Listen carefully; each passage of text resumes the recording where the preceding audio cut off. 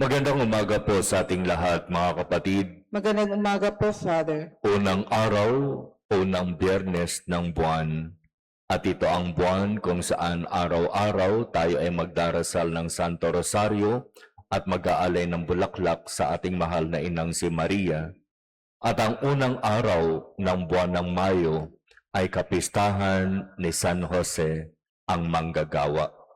Kaya ang ating mga pagbasa ay mga pagbasa tungkol sa kahalagahan ng paggawa. Narinig natin mula sa unang pagbasa kung papaanong inilahad sa atin ang kwento kung papaanong ang Diyos ay lumikha. Siya ay gumawa ng mga bagay, ng mga kinakailangan upang ang tao ay mabuhay.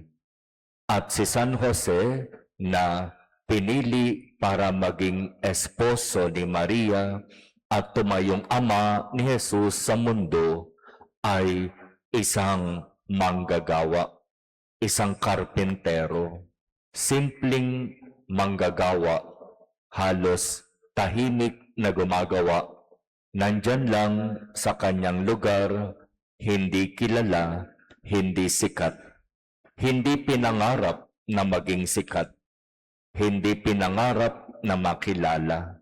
Sapat na para kay Jose ang gumawa ng kung ano ang dapat niyang gawin ayon sa inaasahan ng Diyos sa kanya.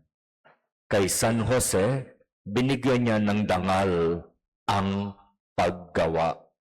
Sapagkat kahit papaano, iba ang pagtingin ng mga tao sa kanilang panahon sa mga manggagawa. Para bang ang manggagawa ay isang napakababang uri ng gawain o ng hanap buhay.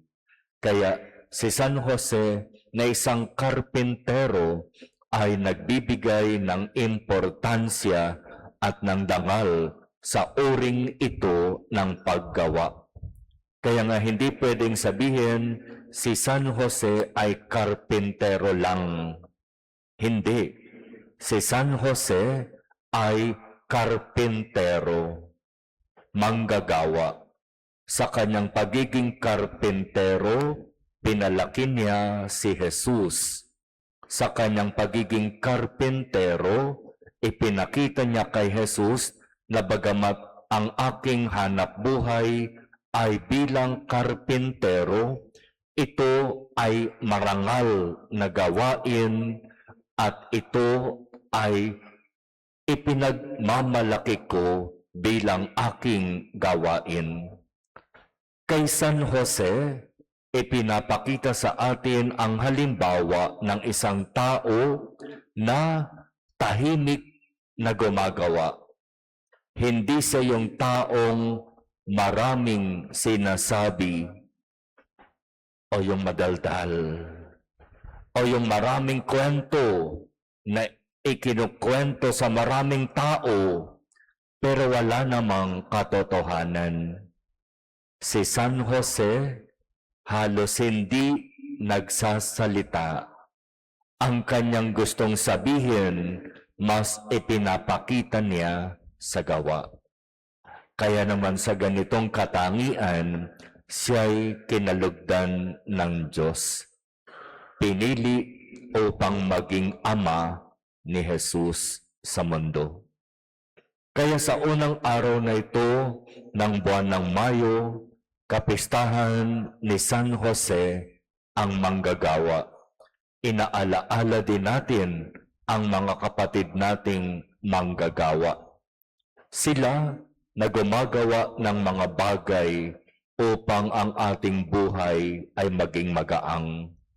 Sila na gumagawa ng lahat ng kinakailangan natin upang tayo'y mabuhay. Ipanalangin natin ang lahat ng mga manggagawa, lalo na dito sa ating bansa.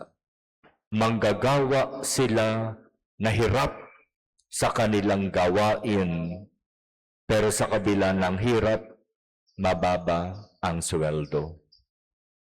Iba sa mga tinatawag na white-collar job, mga professional Hindi masyadong hirap, pero mataas ang sweldo.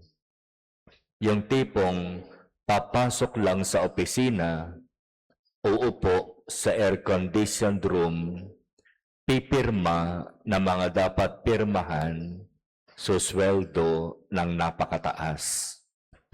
Meron ngang senador, di ba? Hindi nga pumapasok, pero sumusweldo ng halos daan-daang libo. Habang ang mga simpleng manggagawa, maghapong nagtitiis ng pagod, ng hirap, ang sweldo minimum. Iba ang pagtingin natin sa mga manggagawa. Kaya ipagkaloob nawa ng Diyos sa kanila ang biyaya na sa kabila ng kanilang simpleng gawain at simpleng pamumuhay, makita nila ang dangal sa kanilang ginagawa. Nakatulad ni San Jose, bigyan nila ng importansya ang gawaing ipinagkatiwala ng Diyos sa kanila.